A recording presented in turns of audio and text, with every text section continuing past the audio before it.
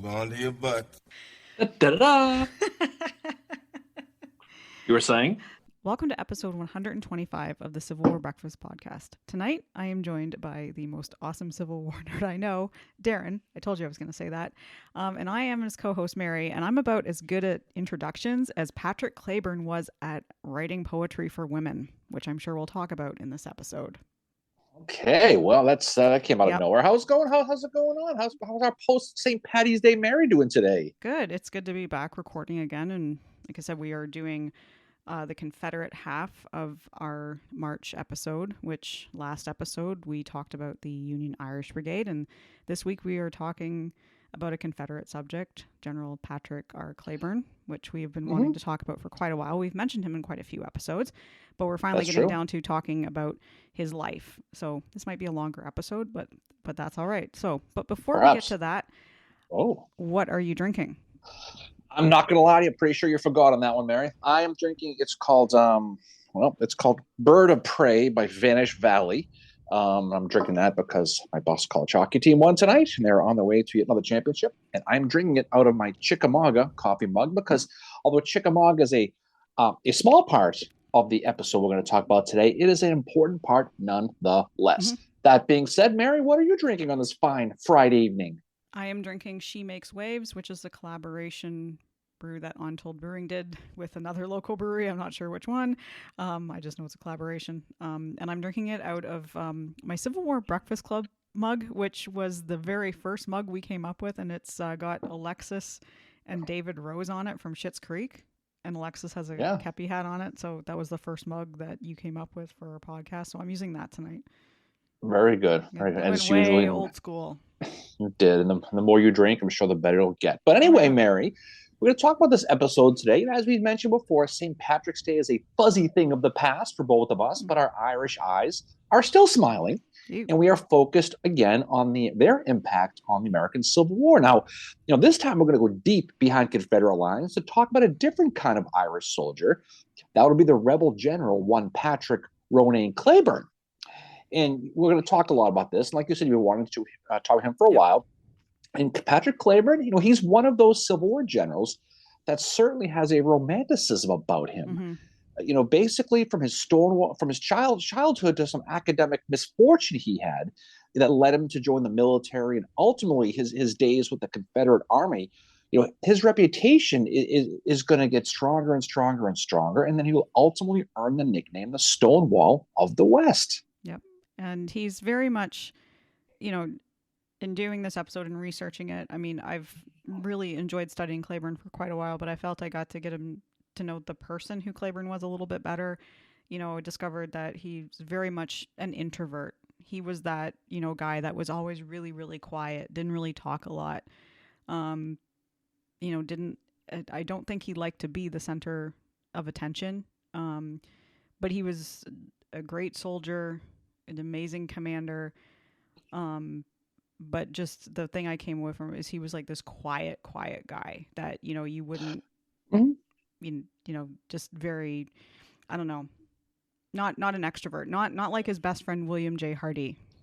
No, but the thing about him is, as much as he's kind of romantic in a way, he's also somewhat polarizing too. Many do feel that he's, for every person who says he's a very underrated general in the American Civil War, there are definitely those who feel that his career was over embellished and kind of takes away from the efforts of other men who probably equally deserve it.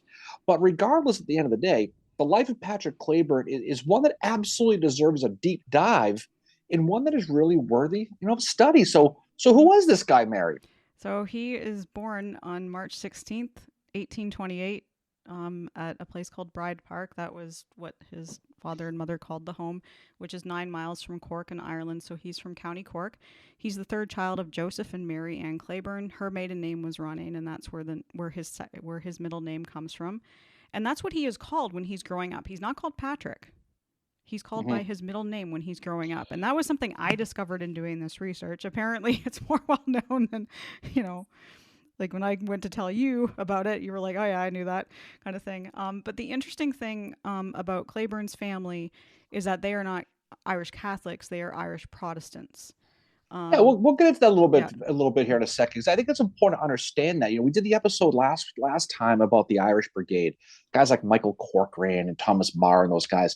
And this Cleburne's different. He's not the poor Irish Catholic No. farmer who came across. We're going to talk about that. And you mentioned before, he's born on March 16th. And there's some debate. Some people will write down he's born on March 17th His because by mom wrote happenstance that's St. Patrick's Day. his mom But wrote in the right. family Bible it was the 16th, and he's born into, I don't know if I want to say privilege, but he's not Well, poor. Like he's born into privilege. he is like he's a Yeah, he like is. his father's a Protestant, his father's a Whig, he's a professional, he's a doctor. They have money. His dad had went to Trinity College in Dublin. He'd moved to County Cork in 1822, where he met Marianne, Cleburne's mother. And she is described as a woman of strong, independent character, a radical in politics, a defender of the oppressed, and a friend to liberty and equality. So she's a very strong woman. And as we'll see, unfortunately, Patrick, or Ronayne, as he's called when he lives in Ireland, does not get to know his mother very well at all. No, I mean you're absolutely right. Now you mentioned before, the privilege. He was born into privilege. His father Joseph was a successful doctor, and he was a member of that Protestant Anglo-Irish upper class, and he was a landowner in Tipperary County. I mean, he was, and so to understand Patrick's early years, and I'm going to call him Patrick because I'm just kind of confused if we call him Ronayne. It's important to understand that social structure in Ireland at the time that a lot of people don't really study. Despite the Irish stereotypes, not everybody from Ireland was a perma-drunk Catholic farmer with red hair and anger issues, Maury. Those are more Canadians than Irish, okay? But during the 1800s, there were really three distinct cultures, in Ireland. First there was that traditional poor Catholic, farmer class who suffered badly during the Great Potato Famine of the 1840s and early 1850s, which led, of course, to that migration into the United States, right?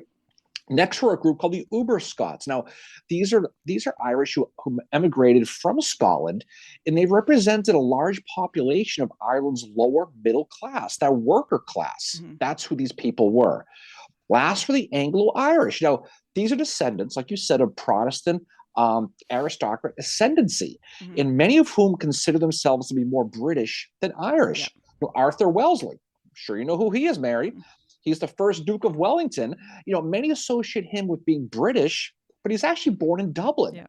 Bram Stoker, Dracula fame. He was Anglo-Irish. People think of him as British. He was born in Ireland as well. Now, this Anglo-Irish were the privileged class of Ireland, and was within this privileged class that the Cleburne family was part of. As a matter of fact, Patrick's great-great-grandfather was William Cleburne, who was the Lord of St. John Manor in County Wexford in the late 1600s. So there's some history to these people. Yeah. The Cleburnes were, quotation fingers, Irish, but they consider themselves Anglo-Irish. And it's an important distinction, compared to those many Irish soldiers that we talked about last week and who will later continue to fight in this American Civil War. Now, you mentioned a little bit of his childhood. October 18th, 1829. Patrick was about a year and a half old, 18 months or so. His mother, Mary, is going to die after giving birth to his younger brother, Joseph, Joseph Jr., leaving his father, Joseph, as a widower, right?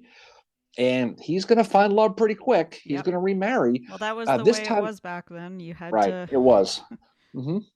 But this time, it's going to be to a Protestant Scot named Isabella Stewart, who will basically, in essence, be kind of Patrick's mother, and she will be a huge impact on his life growing up. Yeah, she basically becomes his mother, and he's only, he's just over 2 years old when when she comes into his life, and he's going to refer to her as Mama for the rest of his life, and he even asks for her advice into adulthood. And Patrick's father, Joseph, and Isabella are going to have 4 children together. They're going to have Isabella, who was born in 1832, Edward, who was born in 1833, Robert in 1837, and Christopher, who is called Kit, in 1841. And Kit is going to come back into this episode closer to the end as well. You will. A little bit. The Cleburne family, they're very well-to-do, and they lived in a 200-acre estate called the Grange Farm, where Joseph had a private medical practice, as well as he was a staff doctor at the local hospital. Now, since they had money, Patrick benefited from getting an excellent education, and he had his own private tutor. Yep. And then when he reached age 12, he's going to enroll at a private school called the Church of Ireland Reverend William Spedding Boarding School. Sounds like a fun place to be. Yeah, I don't And think it this is was where very fun. I don't think so either. And this is where he's going to be in his teens. Now, here's the thing: as a student, Patrick did okay. He loved classes like history, mathematics. Your favorite, right? Yeah. But he hated studying foreign languages, especially Latin and especially Greek. And we're going to talk about how that's going to come back and bite you in the butt eventually, right? But in 1843, Patrick's life is going to hit a significant bump. And this is when his father is going to be treating one of his patients. He's going to catch typhus from him, and he's going to die, right? Patrick is about 15 years old at this point, and this is when he's going to make that decision, to leave school and follow his father's footsteps in medicine. And he will become an apprentice at a local apothecary. Yeah, and it also made Patrick very emotionally distant at times from people. Like the death of his father had a huge impact on him. Like prior to this, growing up, one of his cousins said that, as a kid, Cleburne was full of mischief and fun, somewhat shy and dreamy with strangers, but at times he could be really domineering. After his father passed away when he was 15, Cleburne became that's kind of when he starts to become really, really introverted. And that part of his personality and this kind of like how he's, I guess, emotionally withdrawn carries into the American Civil War, as we're going to see as well. But he tries to do this medical apprenticeship, but because he doesn't have the languages, it really is a struggle for him. Yeah, he's going to basically be an intern for a couple of years, and he's going to really use that internship to prepare to be admitted to medical school. 1846, he's going to apply to Apothecary Hall, which is part of the Trinity Medical School in Dublin, now the University of Dublin. But he's going to get rejected, Mary. He's going to get the old turn down, and he's going to be denied because he doesn't know how to read Latin nor Greek, which he hated in prep school. See, again, kids, listen to your high school teachers. They know what they're talking about. Take Latin and Greek. Okay. But he didn't like it. He didn't study it. And so when he went for his exam, he flunked out. Now, this is going to be a major traumatic event for him. And considering he's the son of the Dr. Joseph Cleburne, the aristocratic doctor, he was embarrassed, and he actually felt that this brought shame upon the entire family. So 1846, Cleburne is going to have a choice to make. He could accept a job offer at the Dublin DQ, which they offered him a position, okay, or he could enlist in the military. And of course, he's going to choose to join the British Army. Again, we're not talking about the Irish, we're talking about the British Army here. He was hoping to be part of the British Army and get sent to India.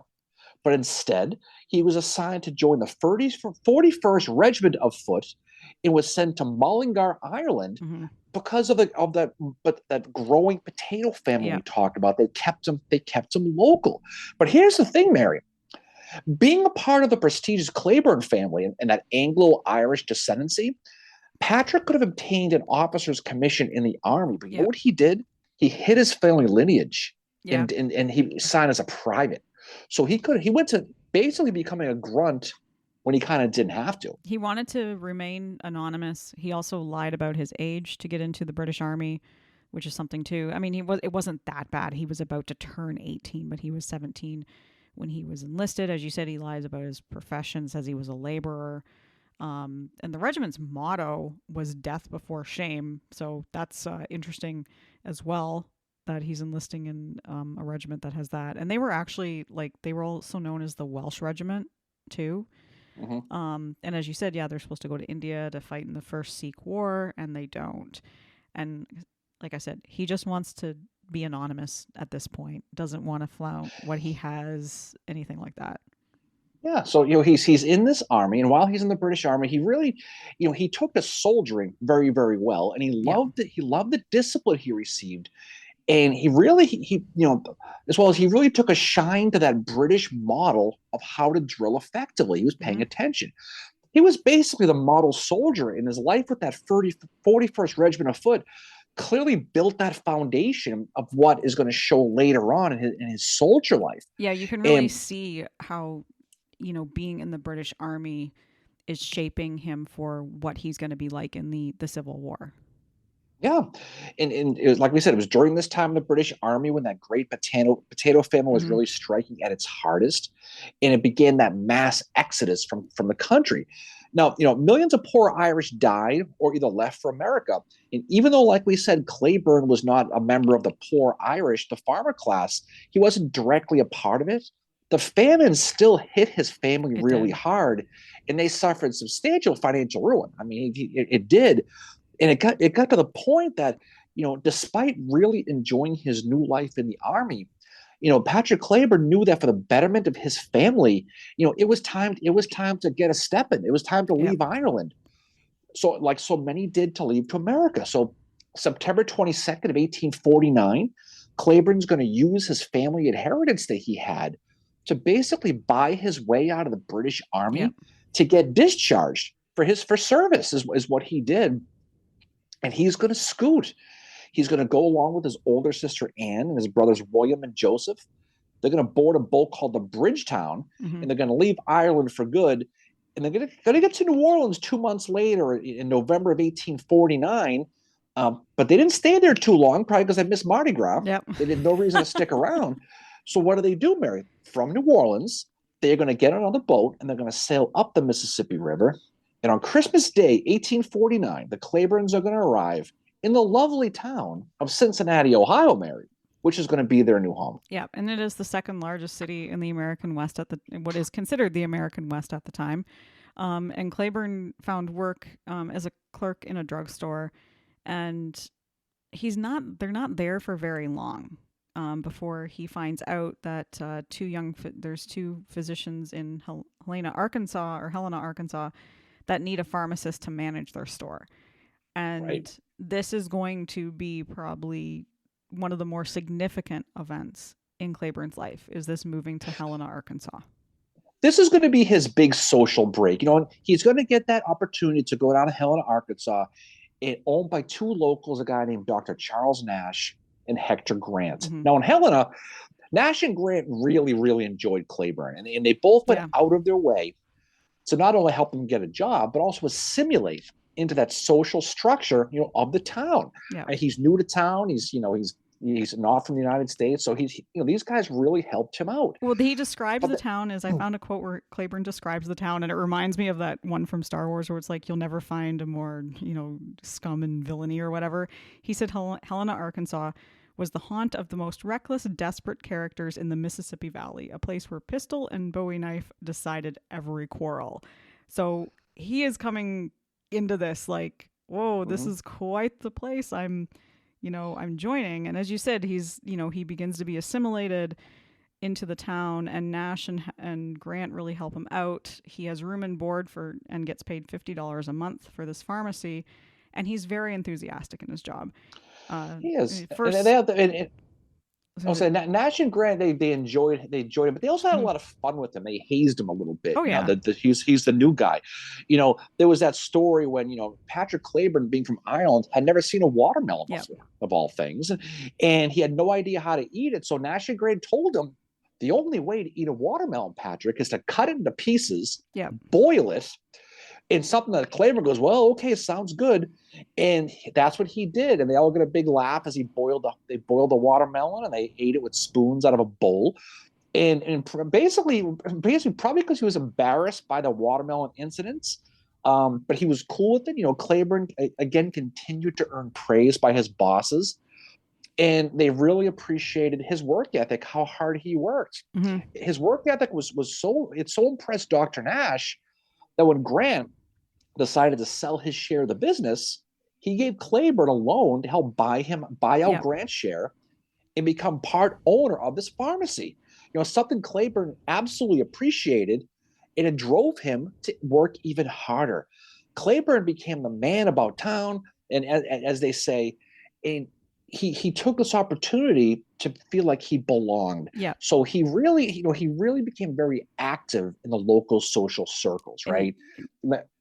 Yeah, I was going to say, he also breaks away from that Irish stereotype, which he sees when he gets to America, and he sees it in Helena too. There's Irish jokes in the paper everywhere, whether they be about a drunken Irishman or whatever. But the one thing to mention about Cleburne is that he does drink socially at first, but very quickly stops because Nash put it best when he said, instead of making Cleburne jovial, it made him angry and, as he said, crazy. And after one drinking bout, the last drinking bout that Cleburne ever had, Cleburne threatened to kill Nash for waking him up. And after that, he just didn't. And he also didn't want to embody that that Irish stereotype. But for somebody who's like described as like, I read one description of Cleburne where it was said his face was often like that of the Sphinx. Like you couldn't really tell what emotion he had. Like when he drank, it changed him completely. He was an angry drunk. Well, it's probably one of the groups he joined in Helena was the Temperance Club. Mm-hmm. Yep. That's where he joined. 1852, he's going to join the Lafayette Lodge number 16 and become a Freemason. And he's going to quickly rise to a leadership position in the lodge. By 1853, Cleburne will be elected master of the lodge. And soon after, he will receive the prestigious sublime degree of Royal Archmason in a ceremony that was conferred on him by future Confederate General Albert Pike, who was an A-lister in the Freemasonry world to this day. So this is who he's becoming. He's rising in the social network to a point when he's really becoming a leader. So in less than 4 years, Cleburne has gone from quitting the British Army, heading to America, to becoming a part owner of a business and a well-respected citizen leader in Helena. And this just goes to show that the contrast between the experiences of the Irish New York City and Boston and Philly. It just really shows when you study him, you realize it's night and day. Helena, Arkansas, in the South in general, became Patrick Cleburne's true home now. Yeah. And not Ireland. And he continued to climb in social circles as the town grew from a small town to a much bigger city, right? So 1854, Cleburne decides to move on from that pharmacy and chase a career in law, which was always his dream, apparently. He dreamt about it while he was sleeping in Latin class, right? But that's what he wanted to do. But he became involved in local politics too. Now, you mentioned a little while ago, he was a Whig, right? Yep. But when that party fell apart, he joined the Democratic Party as an alternate because the Know Nothing Party that was big at the time, and we mentioned last time, they're very anti-immigrants. Yeah. And because of his foreign blood, he just couldn't possibly imagine signing up for something like that. So he became a Democrat. He will pass the bar in 1856 and he will form a law partnership with another young and up-and-coming hooligan in Helena named Thomas C. Hinman, we talked about. You could not pass for two opposites. Well, I mean, yes and no. They were both Democrats, and Hinman was into politics too. Hinman was running for Congress in the 1st Arkansas District in 1856, and Cleburne supported him, helped him out. I don't know if he knocked on doors or what he did, but he was helping Hinman. And it was around this time Cleburne's going to become a U.S. citizen too. Yes. And Cleburne is going to also become friends with another local named Lucius Polk, of all people, and he'll have a long Civil War history too as well. But Cleburne is going to learn the dark side of American politics around this point. Hinman's going to end up losing that race. He's not going to win right away for Congress. But during the campaign, he got into a Twitter feud with the guy named, he was a know-nothing legislator. It was a newspaper feud. Yeah, I know. With the guy named W.D. Rice. And maybe Hinman forgot to state his sources. We don't know. But it pissed off Rice very, very badly, right? No, on May 24th of 1856, while they were out in town doing their thing, Cleburne and Hinman found themselves getting ambushed on the street by Hinman's rival, this guy Rice, along with 3 of Rice's relatives. They just jumped him. Yeah. And the altercation became violent when Rice and his men pulled out their guns and they just started blasting. Yeah, right? They just started shooting. And Hinman and Cleburne are both going to get hit. Cleburne's going to be hit seriously. Yeah. He'll be shot in the lung, but Cleburne's going to fire back. So he was packing heat too. Yeah. And he's going to kill one of Rice's relatives. Hinman's life was, Cleburne's life was actually life-threatening. It was about 10 days that his life was kind of hanging there because Hinman, they looked at him and they're like, the bullet had passed through his right lung and then lodged near his spine. And they were like, well, we don't know if we can do surgery on him or not. So for 10 days, it was like touch and go with him. But eventually the bullet was found and removed. And Cleburne recovered, but he was never quite the same after that, and he wrote to his brother Robert, "My lungs have never been the same since I was wounded. I catch a cold on the smallest provocation, and an hour's excited debate in the courthouse will sometimes fill my mouth with blood." So he's not quite the same after this happens to Oh, him. and the best part of that story, neither Cleburne nor Hinman get charged. Nope, They they were don't, nothing. exonerated by I a mean, grand jury. imagine, yeah, you get convicted. I mean, imagine Yeah. shooting a politician. Yeah. It's a different world Well, back just it then. sounds like, I mean, the way he describes Helena as being this kind of like, it's like the Wild West. And it was clearly like from his description, something that he had never, it's like, whoa, this place is like, it's crazy. No, talking about it. But the thing about it, this was going to be the really cementing of the friendship between Cleburne and Hinman. Mm-hmm. And it won't be long where Hinman's going to get married to Mary Watkins Biscoe in 1856. And Cleburne, of course, will be his best man. And, Hinman, ironically, Hinman did finally win that congressional seat a couple of years later, 1858. And he began his political career as a very pro-slavery candidate, as a congressman right from the beginning. 1859, for the most part, is when he took office. But again, it was the important election of 1860 on the horizon that where all the rumors were starting, because that's where the rumors of secession were really picking up in the South, right?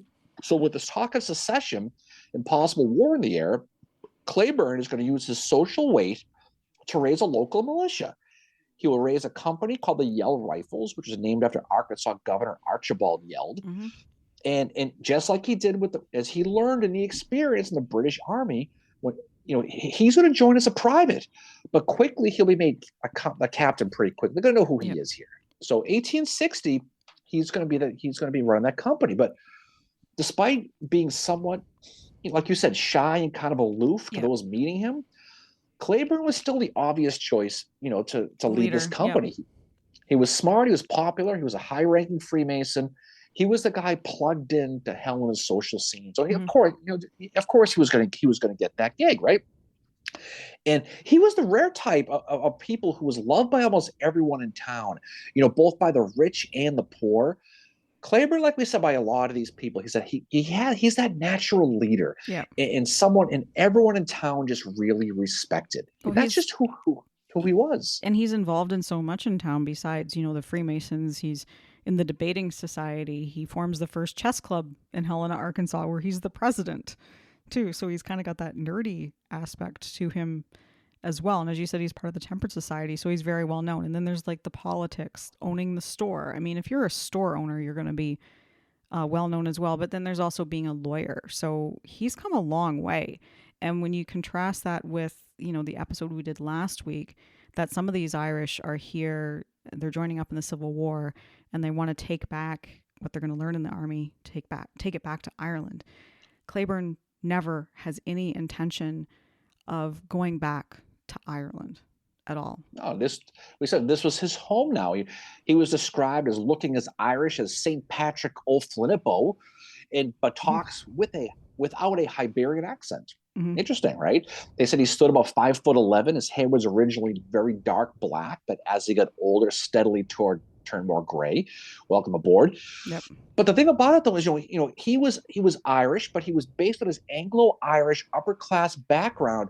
Who attended private schools and came from money.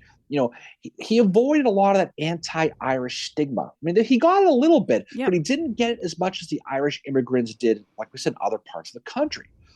And so when this is all going down, he's looked to as a leader.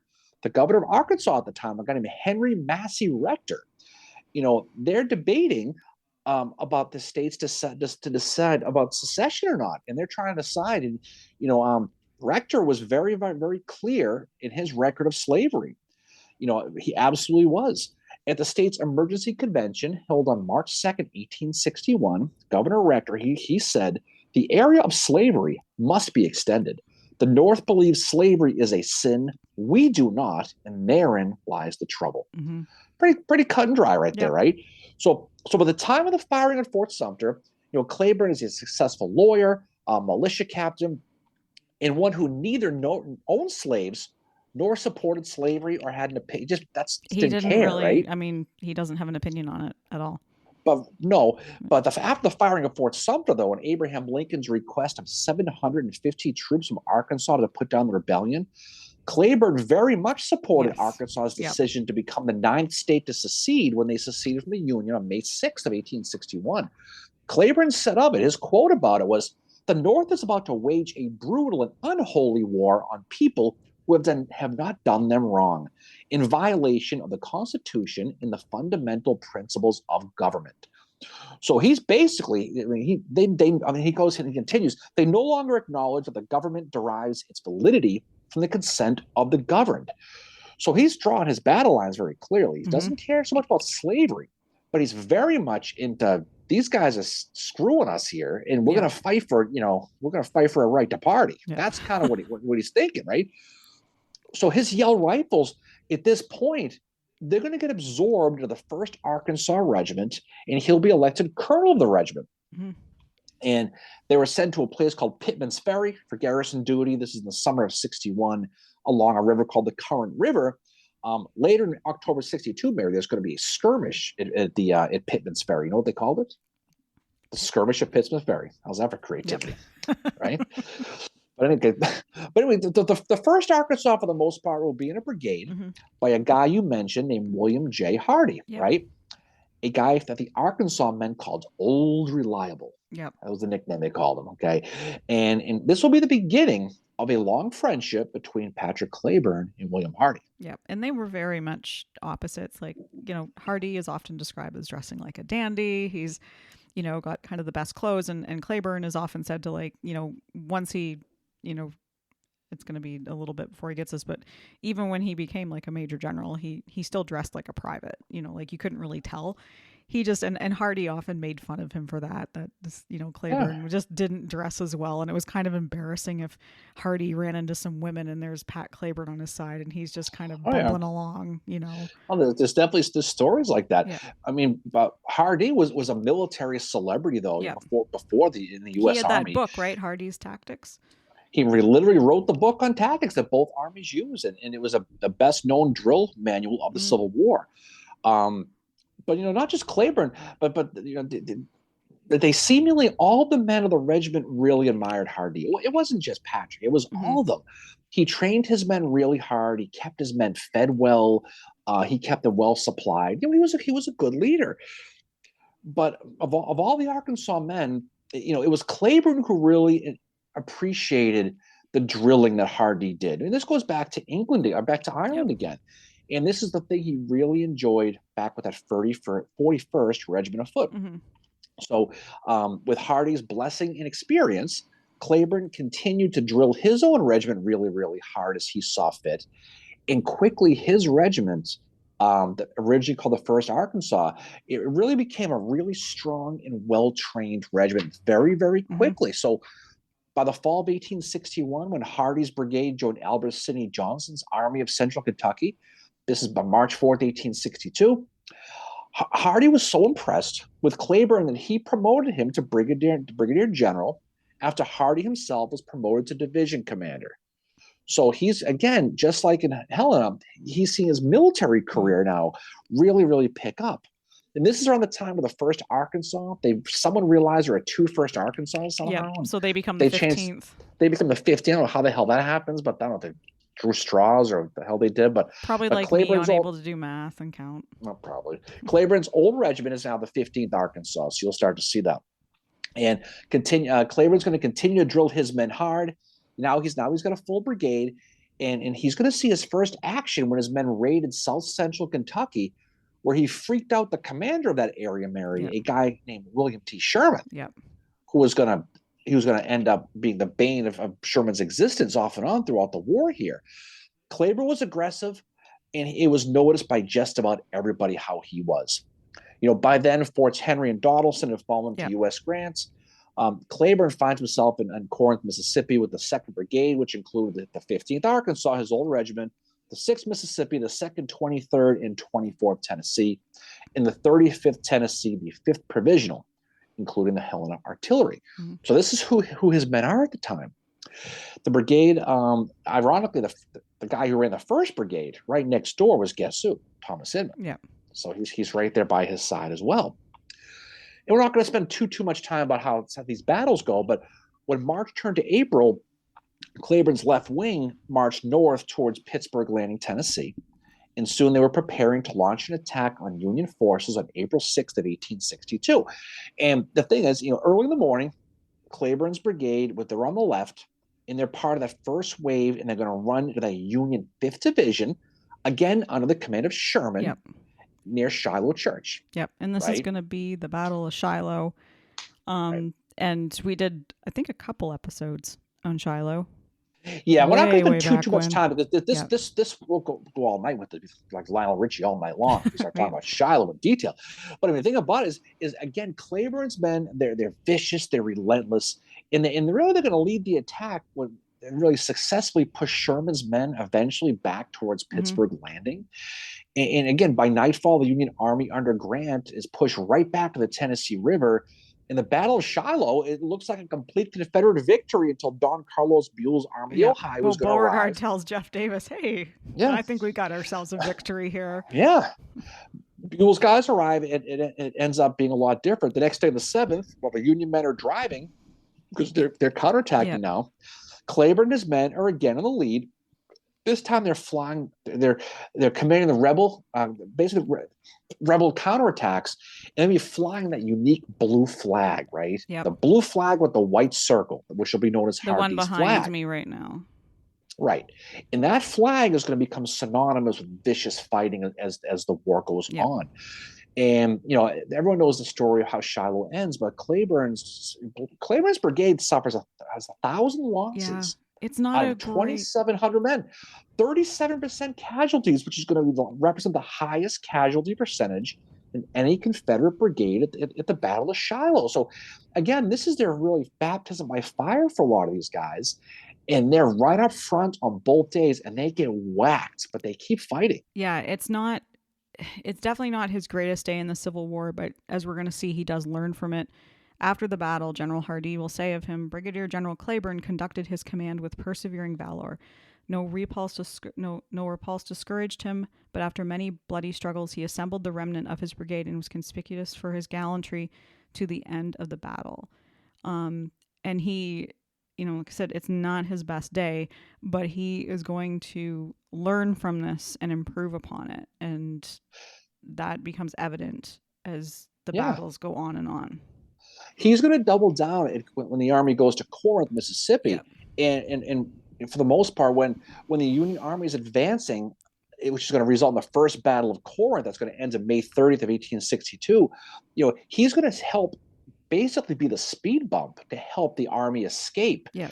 And be that caboose that's going to keep the Union away, which is going to be kind of foreshadowing of some things that are going to come later on with him. So really, by this point, I mean, people of the army, who is this Cleburne guy? I mean, this guy, whatever he does. Yeah.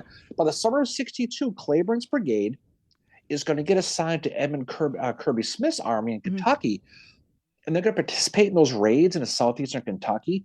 But in this situation, this is August 29th of 1862, Cleburne's going to be put in temporary division command now. Yeah. And when he's going to command a large provisional division, brigades of Preston Smith and Benjamin Hill at the Battle of Richmond, right? Yeah. And again, here, Cleburne is going to act aggressively. He's going to lead his men to Kool-Aid the man through the Union line. They're going to burst right through most of the Union Army.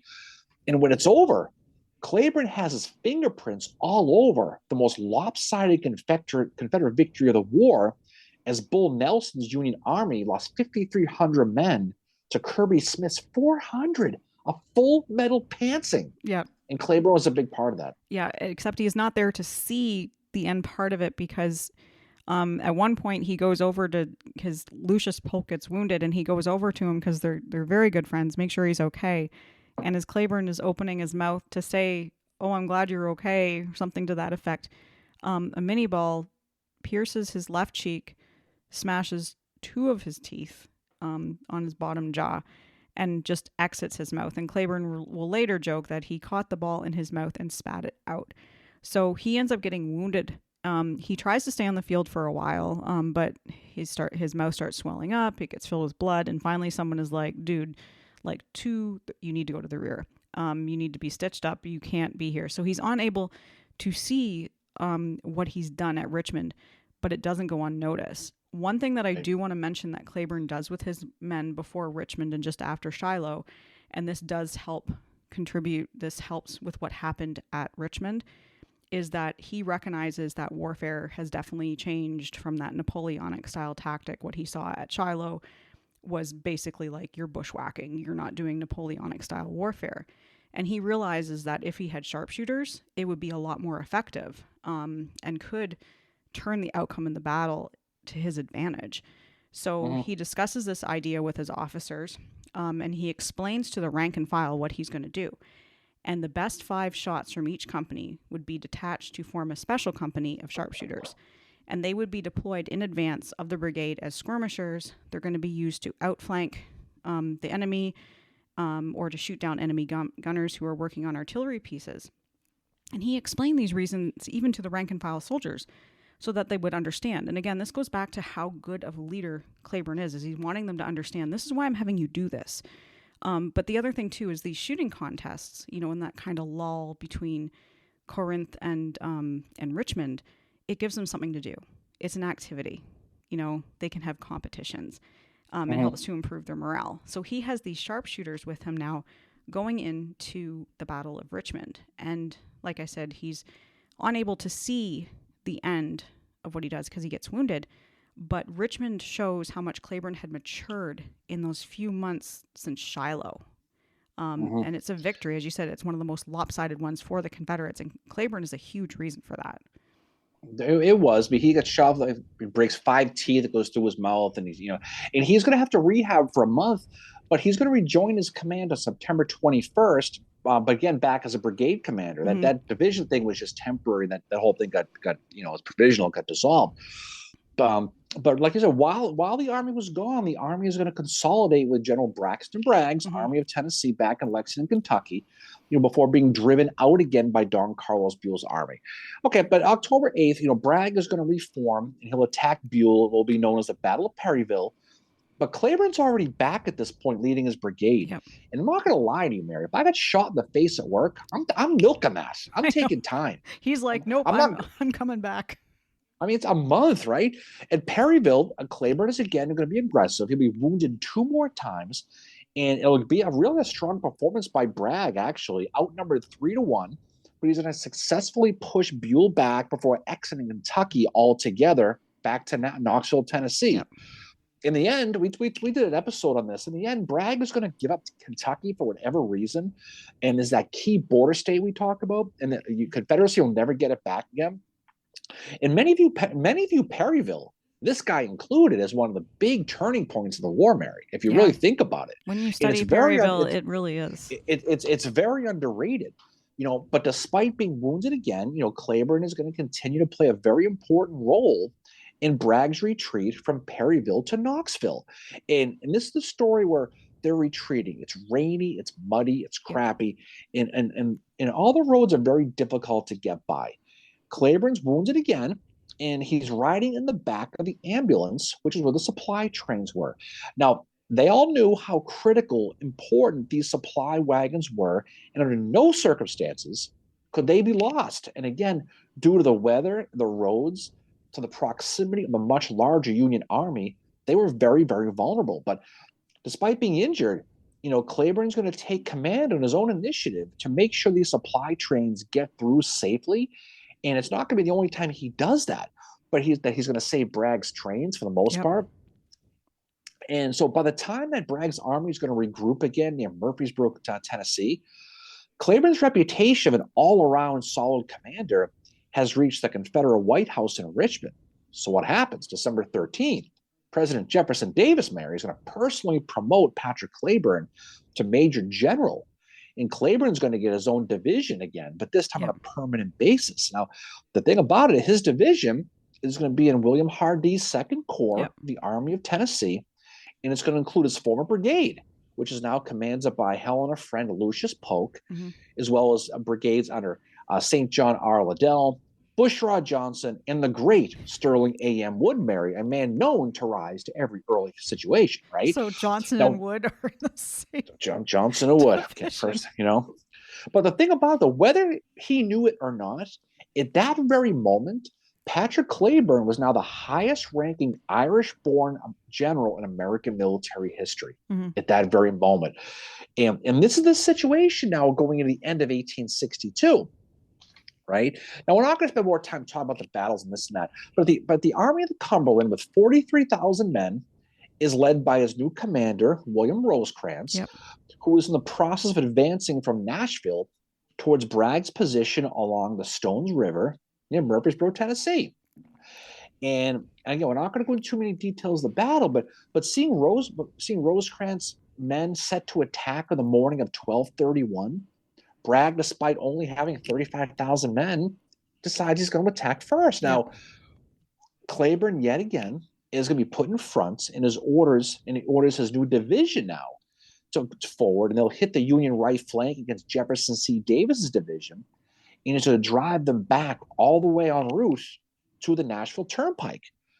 Now, he'll pursue these running Federals, but for some reason, who knows, the effort was slow this time, was disjointed. It just didn't work out. He'll run into the 3rd Division under fun-loving Phil Sheridan, Mary. Oh, my as favorite. As well as Louis Rousseau's 1st Division in an area called the Slaughter Pen, which is a natural defensive area of trees and rocks, etc. But Cleburne, once again, is going to get the Feds to fall back. And he has enough steam for maybe one more push, right? And if he sees the Nashville Turnpike, it's the Union supply line back to Nashville.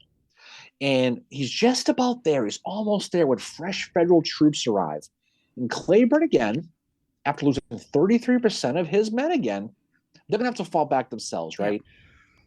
And we did a whole episode on this, but Stones River was an absolute bloodbath. And Bragg's whole army had to fall back to their winter encampment to rest and recover from a brutal 1862 near War Trace, Tennessee, right? Now, Cleburne already had the reputation of being one of the most aggressive and smartest generals in the Army of Tennessee. But after Stones River, he knew they needed to get better. Yeah. He really did, right? And they did. You mentioned before the sharpshooter situation. That was improving. They were able to get English Whitworth rifles at this point and help that whole wing of it.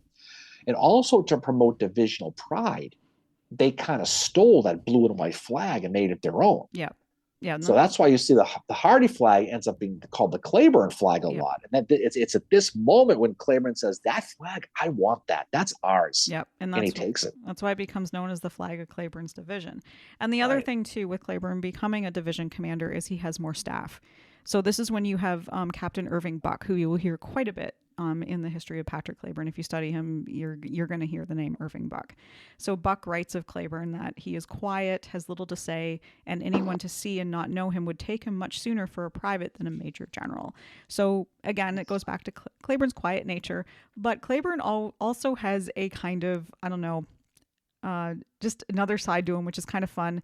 Apparently, he had at this time a pet raccoon at his headquarters, and it's St. John Liddell who writes about this raccoon, that at night the raccoon would try to find someone to share a bed with to keep warm.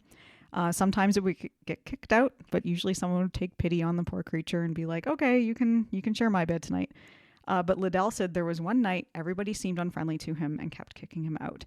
And after trying all the beds, the poor fellow stopped and set up a most pitiable cry. And then someone ended up taking him in for the night. So that is just one of these stories from about Pat Cleburne that kind of shows this other side that, the division commander has a pet raccoon. Yeah. I mean, the camp stories with Cleburne are probably the best stories because we talk about battles and leading the left, but it's the stories, And St. John Liddell, he's one of, it's around this time, all these stories are coming out while they're in this camp in the early winter of '63. Where Cleburne really helps strengthen that odd couple relationship with William Hardee. Yep. St. John R. Liddell, he's one of Cleburne's brigade guys. He tells that story of the time when he went to visit Cleburne, who had ridden off with Hardee and had to wait for him back in camp. Mm-hmm. And in Liddell, he says, when Cleburne came riding back, he was alone. And according to Liddell, in a not tidy appearance, like you said, he dressed like a whatever, just like a a bag, Probably right? dressed like I did in grade 9, plaid and Oh yeah, jeans. probably. Absolutely. I've seen those pictures. But but he also said Cleburne appeared to be pissed off at something, and you heard him say it was about Hardy being late and running after women. And when Liddell and Cleburne were talking, Hardy arrives, and he yells as loud as anybody could hear, "Have you seen anything of my wild Irish general?" Yeah. He's yelling, looking for Cleburne, right? Cleburne is pretending to ignore him, and he's just staring into space, trying to fight a smile, like he can't hear him. Yeah. And everyone's looking at Cleburne. He's like, right? And so the surgeon of the division, a guy named Dr. Johnson, he yells to Hardy, "Oh yeah, General, he's right over here. Come down, he's right here." Right? And Cleburne, of course, is embarrassed when Hardy comes over to him and says to General Cleburne, "Is it not proper for a subordinate officer invited to ride with a commander to come properly dressed?" And Cleburne says, "Yes, sir." Right? And then Hardy continues an earshot of the others. Now, here is Cleburne coming out so badly dressed as to be frightened home at the sight of ladies who happen to meet him on the road. And Cleburne awkwardly responds that he was not prepared to meet the ladies. Dr. Hardy and Dr. Johnson and Hardy, they go back and forth laughing about Cleburne being embarrassed, and basically it brought Cleburne, trying to fight back laughter at this point. And what it does, it shows Cleburne's personality, where he was brutal in battle, but he was bashful and sometimes standoffish to those who don't really know him. Yeah. And he had some very peculiar habits. You mentioned the pet raccoon thing, right? And is that story where the raccoon runs up the tree afterwards, and Yep. someone says, "Oh, the Yankees probably treat him better anyway. Let's leave him They alone." just leave the poor raccoon. But he had a poor raccoon. But both Rosecrans and Bragg, they stayed in their camps for the first half of 1863 until the Union began that fantastic Tullahoma campaign we talked about, which basically drove Bragg's army all the way back towards Chattanooga with barely a shot fired. And this is going to begin that cat and mouse game between Bragg and Rosecrans. Now, in September of 1863, when Rosecrans's army was divided, Bragg, who has higher numbers now, because especially he has the arrival of one James Longstreet now, from the Army of Northern Virginia, they're going to attack Rosecrans.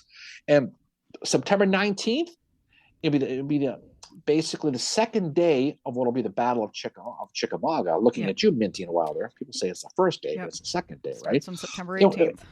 And we're not going to talk about the Battle of Chickamauga again, but again, he's going to launch that attack around dusk, and with daylight disappearing, this is Cleburne now. His men kind of get spread out, and you only see the flashes of the muzzles, and his men fought right up until total darkness, and only stopped when his men couldn't see anymore. Possible fear of the sighting of the Rosewoods clown maybe had something to do with slowing them down. But for whatever reason, there's some creepy shit in those woods of Chickamauga. They stopped cold. Cleburne's action on September 20th was delayed. He was supposed to attack at dawn, but he didn't get orders till mid-morning. And by the time it was a big mess. And we're not going to, like I said, get too much into this. But at the end of the battle, the Union's going to get driven back towards Chattanooga, and it's going to be a big victory for Bragg. There is one story I have about Cleburne at this battle, and it's more of like a personal. It's a story of how he treated a Union. There's a lieutenant that was captured from the Union side, so it's an Union officer, and he wasn't answering Cleburne's questions. Cleburne's like, "Where are your lines?" And the guy's like, "I'm not telling you anything, dude." So Cleburne's like to a staff officer, "You take charge of him. He's yours." And the staff officer asked the Union officer, "Well, do you have anything to eat?" And the lieutenant's like, "Yeah, actually, I do. I've got hardtack and I've got coffee." And the staff officer tried to claim it as his prize. The soldiers that captured the officer were like, "No, that's ours." And they're all sitting by a fire at this point. So Cleburne is hearing the argument as he's sitting by the fire, and he gets up from the fire and he walks over to listen to it. And then he finally says, he said to the officer, "Well, it's your property. Do you want to keep it?" And the officer's like, "Actually, yeah, I would." And Cleburne just looked at him and said, "I think that's a very sensible decision you just made." And so the officer gets to keep his food, his hardtack, and his coffee. And the officer later recalled that Cleburne was very polite to him. Yeah, Cleburne was fair. He was tough, but he was fair. No question about that. In his role at Chickamauga, for the most part, you don't want to say it was nondescript, but he wasn't in the front of the line. Yeah. He wasn't like a lot of these other guys. He's not in there Um, like, I mean, he's not in there as much as like Longstreet and Hood are in there no, during that breakthrough and all that. He's very much, kind of his night attack is something that Bragg almost does as an afterthought, because remember, at the Battle of Chickamauga, Bragg has one plan going into it in the morning of the 18th, and Minty and Wilder just basically what they do. They make Bragg have to go back to the drawing board and redo everything. So that's why Chickamauga is the battle that it is because of that. it is. But following Chickamauga, Bragg is going to send James Longstreet away. He's going to go to Knoxville to fight Ambrose Burnside. And speaking of which, Barry, real quick sidebar: Colonel Ed Lowe's book is going to be discussed on April 16th about this battle of Knoxville. Yep. So pay attention to that, okay? But anyway, so Rosecrans is going to basically be set up in Chattanooga, and while Bragg's siege is bearing down on them, and it seems like things are in control, Bragg will send Cleburne to Knoxville to basically assist Longstreet, but he'll get recalled pretty quickly. Yeah, he's like Bragg, pretty much putting his troops on the train, and all of a sudden it's like, oh, he wants you to come back, and Cleburne's like, WTF? Like, well, Bragg realize U.S. Grant is there, and he's increased their numbers, and Grant's going to try to break out of Chattanooga. So he obviously wants as many guys as he can. Grant is going to ask his best subordinate, William Sherman, to take a place called Tunnel Hill, which is an extremely strategic place in the area. Now, if Sherman takes Tunnel Hill, the rebel position becomes extremely untenable. They'll be flanked. They'll be in a tough spot. Cleburne's going to arrive right in the nick of time and take position on Tunnel Hill, which will become a real cramp in Grant's junk, because for Sherman, you have to wonder at this point, Sherman must have seen that blue and white flag in his sleep, because here we go again. He gets there and he sees Cleburne yet again in his front. Again. So on November 25th, of course, the greatest day in the calendar, Mary, we know that. Yeah. Cleburne is going to move his men on the defensive on Tunnel Hill, along with Shot Pouch Walker, and Carter Stevenson, who wasn't just Cleburne, and they're going to push back Sherman. And this is going to force Grant to change his plan. This is kind of the big part of the Battle of Chickamauga. Chattanooga.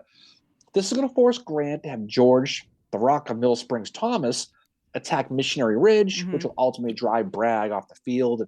But Cleburne's line didn't break. And again, because Cleburne's line with Shaw Pouch and with Stevenson, they forced Grant to change his battle plan because they couldn't get through to Tunnel Hill. And this isn't an indictment of Sherman or anything like that, but it just didn't work out. There's a lot of stuff. There's a lot of stuff with Sherman going on at the time, and who knows. But suffice it to say, they finally do break through, and Bragg has to withdraw, which is catastrophic because Chattanooga was the gateway to the Deep South, and it really opened the door for Grant to do many things. Now he could do whatever the hell he wanted, right? And at this point, Bragg, he needs to save his army, but and its supplies. So again, what does he do? He turns to arguably his most valuable general at this point to buy them time. And this is where Cleburne's story really picks up at Ringgold Gap, right? Yeah. It'll add to that legacy of Cleburne being a smart and aggressive commander. Cleburne had to buy time to allow Bragg's army to escape to Dalt, Georgia. And in Ringgold, Georgia, is where the Western and Atlantic Railroad runs between these two peaks, Taylor Ridge and the White Oak Mountain, right? And he was going to post guns on the ridge, and where this bottleneck exists, and he's going to have much fewer men. Only 4,000 guys is all he has. But the ground is fantastic. It's a great place to put artillery. His nemesis this time will be fighting Joe Hooker, Mary, who will take 16,000 men to try to chase Bragg, right? So right off the bat, 4-1 odds.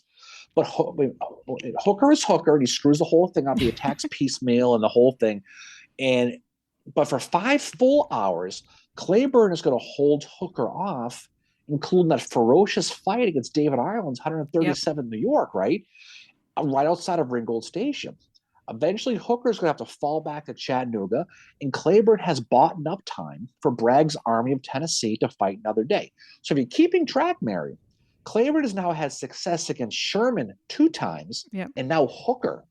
So he's fighting some pretty big generals at this point. Yeah, That's who he is. And what this did allow, it allowed the Confederates to get rest into winter camp in Dalton. And this is where those new promotions were to be had, and he had new men to train. And so he gets another chance now to train guys and kind of deal with a whole new group. Yeah. Yeah, so he's going to have his guys at this time are going to be Lowry, Granberry, and Lucius Polk is still with him, and Govan. Right, but more important for the psychologically, Cleburne's on a heater now. Oh yeah, this is peak Cleburne success politically right now. He's got it right. He saved the army again, and now his divisions have camped at a place called Tunnel Hill, Georgia. Different Tunnel Hill. Now he's Tunnel Hill, Georgia, right? And they're going to spend those months drilling. But there's an issue though, Mary, in that many of his men, their 3-year enlistment papers are running up now. So it's hard to sell these men, many who are missing their families. They're hearing rumors of the Union troops burning farms in their state. They don't want to be there. But Cleburne's going to basically remind his men patriotism and the Southern independence is the goal, blah, blah, blah. And it's going to work because a lot of his men re-enlisted. Now, admittedly, the Confederates put the Conscription Act in later, and those three, they would have had to come back anyway. But they would have stayed. They would not have gone home and forced to come back. They stayed. And so that's a big deal for them. But the thing about it, though, this is where it gets important with this, they're running out of men. And to him, the war is a mathematical equation. And eventually, the North's superiority in manpower is ultimately going to win out. It's just going to. And the thought of trying to even the numbers is in his head. Bragg's army is still kicking, like the other Confederate armies in the East are. But they're kind of running out of manpower. They're kind of running on borrowed time. They needed men to fill the ranks, and Cleburne felt that was really their only chance. Yeah. If the true goal is Southern independence, they needed to do whatever it took to achieve this goal.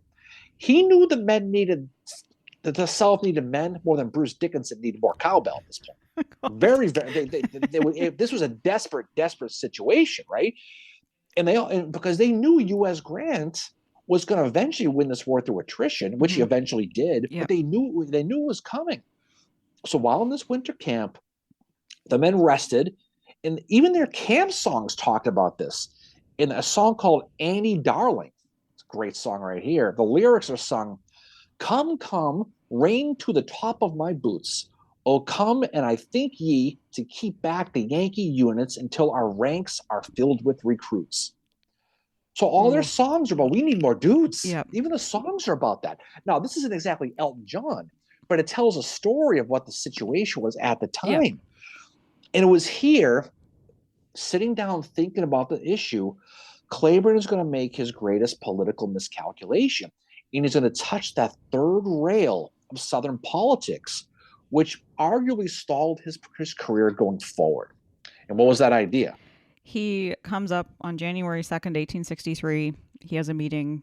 Joseph E. Johnston is there. Hardy is there. William Bate, Patton Anderson, W.H.T. Shotpouch Walker, just to name a few, are there. And this is, it's called Cleburne's Proposal. It's also called Cleburne's Emancipation. But it is his idea that in order to win the war, they need to put any able-bodied male slaves into the army and basically say, you will be emancipated. You will be freed if you do this. And part of what Cleburne said in this is, it is said that slavery is all we are fighting for. And if we give it up, we give up all. Even if this were true, which we deny, slavery is not all our enemies are fighting for. It is merely the pretense to establish sectional superiority and a more centralized form of government and to deprive us of our rights and liberties. So he's basically saying we need to have our independence above all else, and we need to get rid of slavery in order to gain our independence and gain men to fight in the army. Right. It was pure numbers on a standpoint, and it was a pretty pragmatic one. Cleburne was not an abolitionist by any stretch of imaginations. He saw this merely as a way to get more soldiers. And like I said, Cleburne is going to discuss this plan with his peers, and it's going to go over about as well as suggesting David Ortiz Day at Yankee Stadium is kind of how it goes. And it doesn't work well No. because in this Emancipation Proclamation, you read a little bit of it, but it goes on and on. Where Cleburne writes, as between the loss of independence and the loss of slavery, we assume that every patriot will freely give up the latter, give up the Negro slave rather than be a slave himself. And he continues hinting that this might help with European intervention Yep. they were kind of talking with. He writes, our country already has some friends in England and France, and there are strong motives to induce these nations to recognize and assist us, but they cannot assist us without helping slavery. And to this would be in conflict with their policy for the last quarter century. So this is what he's suggesting. And again, this comes out later on the next year in 1865 in some aspect, but it's too late at that point. It's not his idea. But, his thing that he did is not known for a long time. But when you're talking about a hard slave owning, fun loving Confederate like Shot Pouch Walker sitting there hearing this, he's not a happy man. I mean, you could tell right off the bat he's pissed. Now they try to squash this, but Walker grabs it. He's going to send it to Richmond and make sure, by the way, the Wild Irishman wrote this. This is Cleburne. Yeah. I want his name attached to this. Needless to say, Richmond shot it down hard and fast, and Jefferson Davis ordered Cleburne's idea completely suppressed, right? And the thing, nowhere specifically does it say Cleburne was blackballed within the Army for it, but it should be noted that at this moment, he was a superstar in the Army. He already had been, but he had been passed over after this 4 times for Corps Command, okay? He'd already been a temporary Corps Commander. So it's kind of easy to figure out why he didn't rise above his level, although they're not going to write this down, but you can read between the lines of this. Yeah, you can figure it out, what's going on. And, Shot Pouch Walker, he is like sitting there in this meeting and he's like, no, we're not doing this. He's a slave owner. So is his mother. They own quite a few between the two of them. And he's so offended that he says that, it's treason and any officer advocating it should be held fully accountable. William Bate and Patton Anderson are not happy with it either, but Walker is he's livid. He's seeing red with it. And anyway, he goes to Cleburne after and he's like, yeah, can I have a copy of that? And Cleburne's like, yeah, of course you can. And Walker's like, oh, this is sedition and I'm sending it to Richmond to make sure they know about it. And Cleburne's like, have at it. I want them to know. I want the higher ups to have this, because Johnston had said no. And then Walker goes to Johnston and says, I have a copy. I'm sending it to Richmond. And Johnston is like, no, you're not. And Walker's like, I am. And he does. And as you said, Davis gets it and was like, oh, we can't have this. And it's not discovered for a few years, I think. But Walker is still seething about it afterwards. Yeah. He's going to write everyone who attended the meeting demanding to know how they felt about it. And Hardy and Hindman and a few others did favor some aspects of it. But Hindman writes back to Walker, I do not choose to admit any inquisitorial right to you. So basically, dude, F off. I'm not telling you anything. Hindman was not a fan of Walker. If you have a controversial idea, you say it. You don't write it. That's the problem, right? Yeah. But again, this shows the confidence that Cleburne had. Yeah. Again, it was. Also during this winter in Dalton, another aspect of Cleburne's life is going to change, right? Mm-hmm. His boss and close friend William Hardy is going to find himself a woman named Mary Lewis Foreman and ask Cleburne to be his best man at their wedding in Demopolis, Alabama in January of 1864. And at this wedding, Cleburne, of course, goes. He's going to meet a woman from Mobile, Alabama, named Mary Foreman's maid of honor, named Susan Tarleton, right? And she was the daughter of a prominent cotton trader in Mobile. It may sound cliche, but it sounds like Cleburne, fell in love with first sight, right? That's kind of what happened. He admitted that to Nash. He wrote Nash a letter, or he saw Nash afterwards, his former business partner, and said, I've fallen in love at first sight with this woman. She's 24 years old. Cleburne just became instantly enamored with her. And I mean, Cleburne is awkward as hell with women. Like he wrote, there's like examples of his poetry that he wrote some women. It's terrible. Like it's not good poetry. But he was really shy, really awkward around women. But something about Sue kind of just he was like, I'm going to go for this. And he asks her before he has to go back to the army. He says he's like, well, will you marry me? And she's like, no, but you can write me if you want because we haven't known each other for that long. Pretty bold. I mean, He's to ask the chick to marry me. It's so funny because he does, and then he does the whole typical guy thing where he reaches out to Robert Tarleton, Susan's brother, right? yeah. And who told other bridesmaid named Sally Lightfoot, poor Sue is like the last rose of summer. She needs you to advise her about General Cleburne. She is in perplexity, and you would be much assistance to help her out. And so basically, he's trying to say, hook me up. He's trying, help me up with this. Yep. After the wedding, Cleburne's going to return to camp near Tunnel Hill, Georgia. But this is what his staff noticed how different he was. Oh yeah, Irving Buck said there's something going on. Like he's so different. He was laughing. He was lighthearted. He was singing songs about the Carpenters to everybody. He just had he was bitten hard by the love. Was he singing that right? Why do birds suddenly appear? Is that That's probably what it was. But you mentioned Irving Buck. I mean, Irving Buck. He writes, rumor has it General Cleburne lost his heart with a young lady in Mobile. He's been in a heavenly mood and talks about another leave already. So basically, he was a grumpy bastard a lot of the time, apparently, after this, because they're like, whoa, he's in a really good mood now. Oh, he was. But Cleburne gets awarded a 12-day leave in late February, and he raced back to Mobile faster than you would going to the bar at happy hour. I mean, he got there, he high-stepped it pretty quickly. And he asked her, he'd asked her, was looking for an answer, I asked her to marry me. What's the friggin' And she's deal? Finally like, okay, fine. No, actually, I think she was really happy. I think she was really in love with him too. Oh, he was. And he wrote about her, after keeping me in cruel suspense for 6 weeks, she has at last consented to be mine, and we are engaged. So in March, when his leave was over, he had to return to the army, and, and they wrote each other constantly. They totally did. Yeah. I know you were, all this stuff. They totally were. And this is also the time. It's winter and it's, not campaign season. It's between that. But so on March 22nd, 1864, which was 160 years ago today, 5 inches of snow had fallen and there was a snowball fight. So it's the anniversary of the snowball fights that happened in the Army of Tennessee during this winter. One soldier said that they were like, just kind of throwing snowballs at each other. They were, cramming snow into each other's mouth and ears. And I mean, keep in mind, these guys might not have seen this much snow before.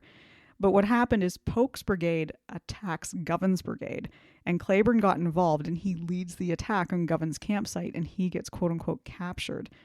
And when the fight was over, Cleburne gave all the men a ration of whiskey. And whether this is also that Cleburne is so happy that he finally has Sue Tarleton, or whatever, but he's partaking in this with the common soldiers. He's having a snowball fight with them. And there's going to be 2 more. There's going to be one on March 23rd, and there's going to be one on the 31st that Johnston organizes. And Hardee gets involved and a few other ones as well. But it's just this kind of,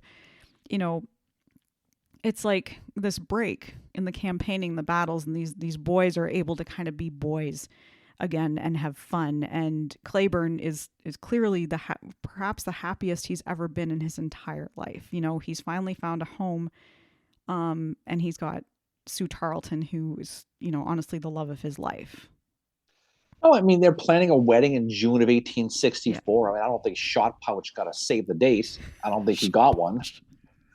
Realistically speaking. I don't think he was anybody's favorite. No, but little did Cleburne know that his former nemesis, William T. Sherman, is going to screw up his wedding plans, right? Yeah. And sadly, Cleburne and Sue Tarleton are never going to see each other again. Nope, I never spoil the ending here, but that's going to be about it. While Sherman's march delayed the wedding, Sue was distraught. She wrote to that Sarah Lightfoot. She wrote, heard that this next day his corps, Cleburne's corps, was to move across the Chattahoochee River and take position in Sherman's rear. This puts an end to his visit. I don't know how I'm going to get through it. right? So again, this leads where what's going to turn into May 27th of 64, which is going to be where Cleburne's going to rush to the Union right, the Confederate right flank of the Battle of Pickett's Mill. Yep. Right, that's where this is going to be in Dallas, and this is where Cleburne's division now, that battle-tested division, is going to fight. We talked about that against Howard. A month later, June 27th, Cleburne's going to be front and center at the Battle of Kennesaw Mountain, and he's going to stall Sherman's frontal attack again. And once again, Sherman is probably seeing that Hardee flag in his sleep again, because here these guys are again. Probably never left. And no, but despite the efforts to delay Sherman, the Army of Tennessee commander Joseph E. Johnston, his delaying tactics really only slowed Sherman down. And before long, the Rebs are going to get pushed all the way back to Atlanta. And as you know, that's the final straw for Jeff Davis. That's going to be the end of that. And at this point, Davis is going to famously replace Joseph Johnston with the aggressive John Bell Hood, who had the reputation of being a decorated hard fighter. Some people thought he might be a little reckless, but hey, it is what it is. He's a hard fighter. And one of Cleburne's long-term associates and one of his staffers, a guy named L.H. Mangum, described Cleburne's opinion of Johnston's removal in favor of Hood. And according to Mangum, he writes, Cleburne considered the removal of Joseph E. Johnston and the appointment of General Hood as a great disaster for the Army and Confederacy. Okay. Now, he also noted that Cleburne, too little of the political general about him to conceal his views. Hence, General Hood had no good feeling about Cleburne. Now, again, this is hearsay from different people, so take all this stuff with a grain of salt. But this is the stuff that's being said behind back and forth, right? And it's by people who are close to Cleburne as well. The other thing too that happens to Cleburne during the Atlanta campaign, and it's fairly early on, is he learns of the death of his brother Kit. Kit, also called Christopher, he was part of John Hunt Morgan's cavalry, which we also did an episode on, and he's killed in a skirmish at Dublin, Kentucky, on May 10th, 1864, and he's only 23 years old. So Cleburne learns of that. His brother has died in the Civil War, as you know. So that had to be devastating news too. But yeah, this, when John Bell Hood takes command, I think it's mixed how people feel about it. Johnston was kind of, I think he was, as you say, slowing down the clock kind of thing, but Davis wanted a fighter, and John Bell Hood was obviously the fighter that he wanted, Oh, there's no question. This is not an indictment of any decisions they made, but this is what it was. I mean, now he's in charge on July 22nd. Hood wants to seize the initiative from Sherman. He attacks James McPherson's line, and again, Cleburne gets the call like he always does. He'll hit the Union flank and come close to breaking it, but eventually he's going to have to fall back. And this again leads to that cat and mouse game between Hood and Sherman, while that grip is tightening around Atlanta, right? And the Rebs desperately want to hold Macon and the Western Railroad line. So in August of 1864, Hardee's going to arrive in Jonesboro, Georgia, about 25 miles south of Atlanta, and attack Union troops looking to cut the railroad tracks there, right? And again, Cleburne is temporarily going to be placed in charge of Hardee's corps at this point. But the attack on August 31st fails, primarily because Stephen D. Lee screws up and attacks too early, and the timing is all screwed. It just was, but basically, Cleburne's personally leading this attack. It is a hand-to-hand fighting combat, and eventually he's going to fall back again. But the month of September goes by, and really both armies, they kind of hit a lull going into October. Yep. Hood pulls his Army of Tennessee into northern Georgia to attack Sherman's supply line. He'll then continue northern Alabama, hoping Sherman's kind of going to leave Atlanta and follow him, but Sherman doesn't take the bait. No, he goes the other way. He does his march for the sea, and that goes on.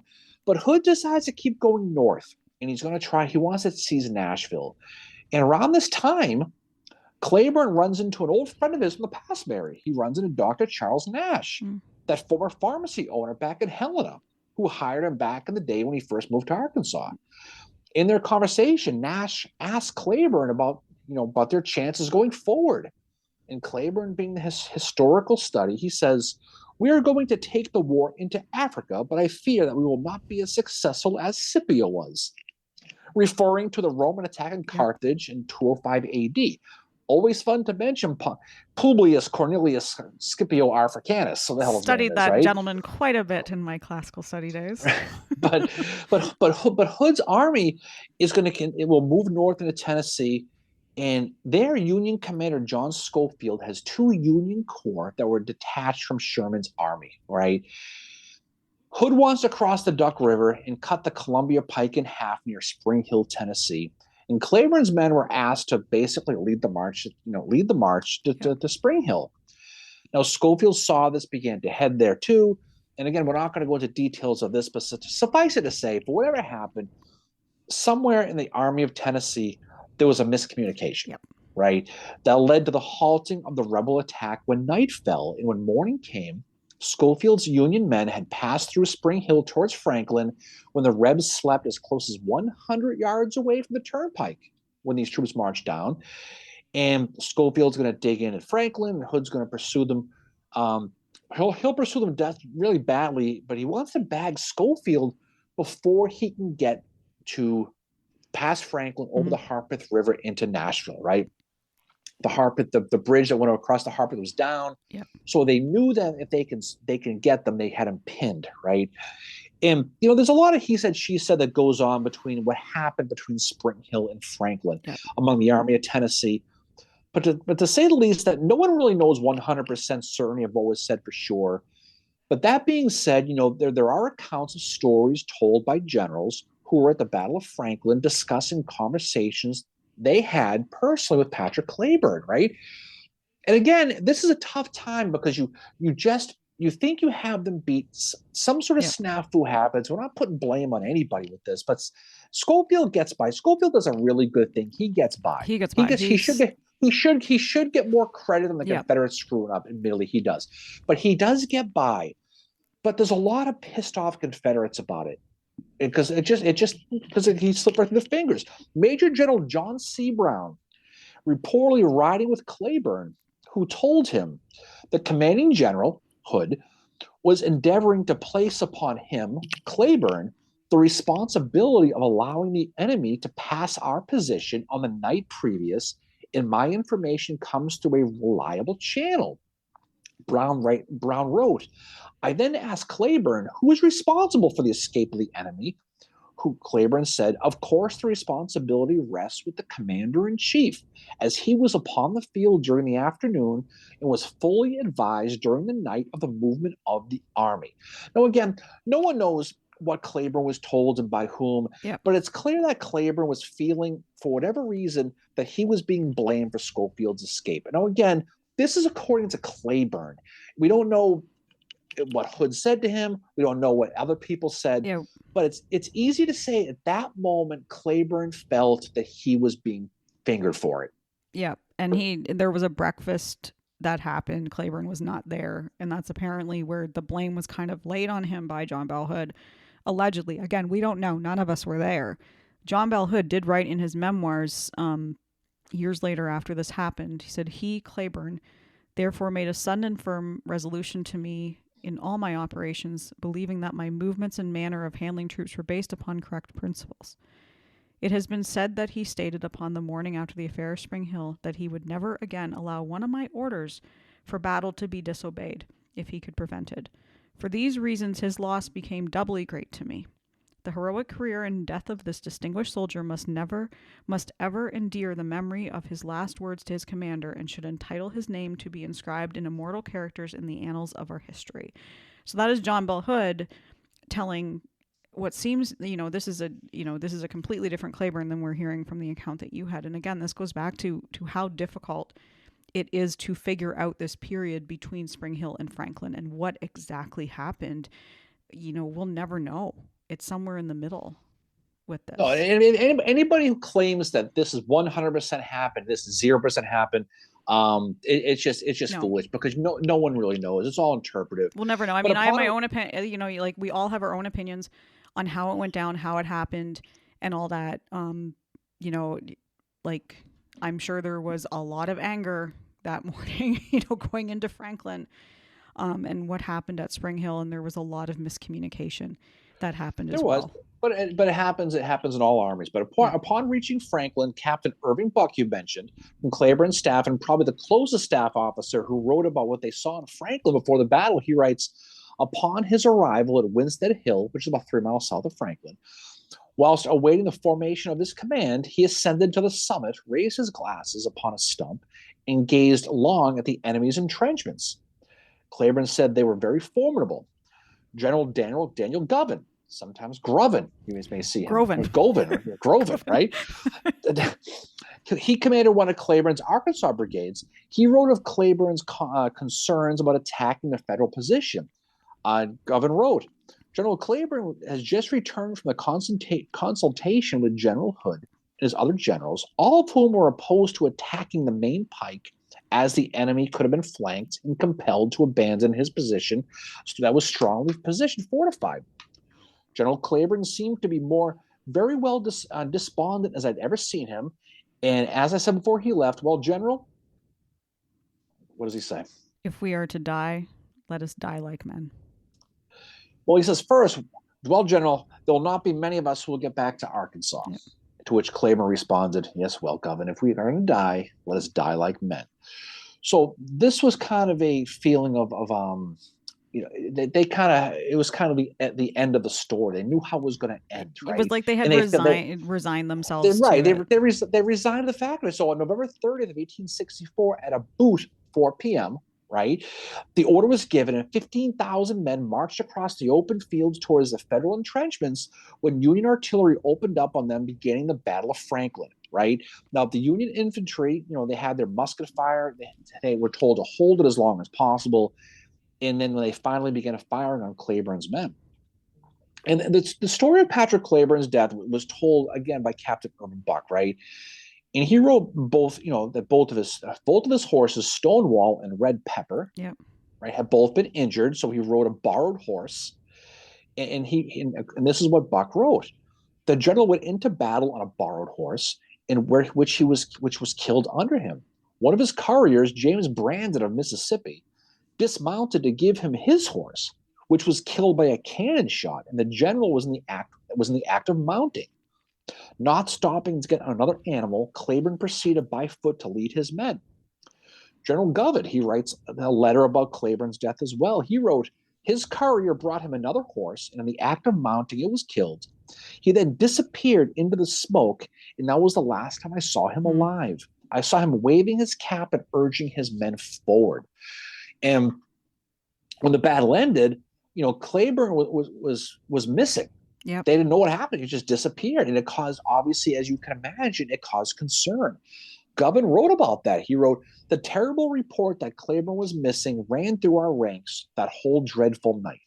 We almost prayed that he might have been wounded only or been captured, but that was not meant to be. I and 2 others were the first to discover his dead body at early dawn the next morning. He was about 40 or 50 yards from the works. He lay flat on his back as if asleep, his military cap partly over his eyes. He had on a new gray uniform, the coat of the sack of a blouse pattern. It was unbuttoned and open. He wore a white shirt with blood on the front part of the left side just under the abdomen.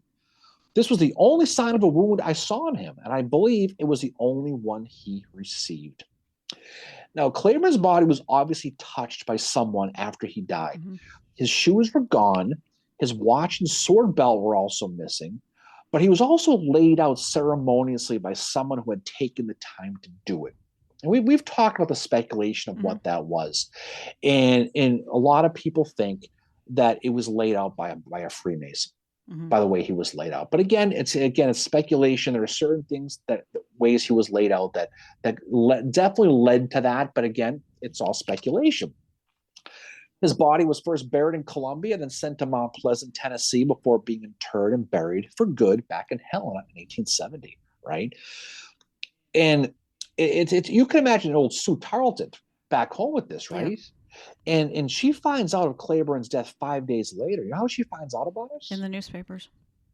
She's working in her garden. Yep. And the newspaper boy comes riding by yelling, read all about it. Big news, big battle in Franklin. General Cleburne is killed. That's how she finds out about it, by the newspaper boy, Yeah. right? The news obviously crushed her, and she realized her wedding day with Patrick would never come. She did move on. She got in 1867. She got Yep. married to a Major Hugh Lang Cole, an officer on Braxton Bragg's staff of all people. Yep. A year later, she's going to be pregnant with their first child, and she's going to suffer a brain hemorrhage and die on June 30th, Yeah. 1868. So she's going to die young too. And the thing about Patrick Cleburne, and today he remains probably one of the South's most respected generals, whose battlefield leadership earned him that nickname, Stonewall of the West. But like we said at the beginning, Cleburne's history and reputation is certainly the eye of the beholder. Mm-hmm. But it can't be denied that he fought hard to achieve his goal of Southern independence and gave his life for it. Early in the war, Cleburne is to have said, "If this, the Confederacy, that is so dear to my heart, is doomed to fail, I pray heaven may let me fall with it, while my face is toward the enemy and my arm battling for that which I know to be right." Mm-hmm. Now, fortunately for Cleburne, that's going to be he's Yeah. going to be right about that. Yeah. And Robert E. Lee said of him, on the field of battle, he shone like a meteor in a clouded sky. So even General Robert E. Lee knows of him. General Hardee said, where his division defended, no odds broke its lines. Where it attacked, no numbers resisted its onslaught, save only once. And there is the grave of Cleburne and his heroic division. John Bell Hood said of him, Cleburne was a man of equally quick perception and a strong character, and was especially in one respect in advance of many of our people. And he is referring to Cleburne's emancipation, which would have come out years after the Civil War, but Hood was around to know about it, obviously. And then when Cleburne was reinterred in 1870 in Helena, Arkansas, General George Gordon gave a speech there about him, and he said, "A truer patriot or knightlier soldier never fought and never died. Valor never lost a braver soldier, or freedom a nobler champion. He was a patriot by instinct and a soldier by nature. He loved his country, its soldiers, its banners, its battle flags, its sovereignty, its independence. For these he fought, for these he fell." And that's who Patrick Cleburne was. I mean, again, he's a controversial guy. He's a romantic type of people who look back on him. Craig Simon's book Stonewall of the West tells the great story It's with this. amazing biography. And it absolutely is. But again, at the end of the day, like any part of history, it's all part of interpretation. There are people who think that his personality, his presence is very overrated, especially at the Battle of Franklin. It's over embellished the way Chamberlain is at Gettysburg, or perhaps.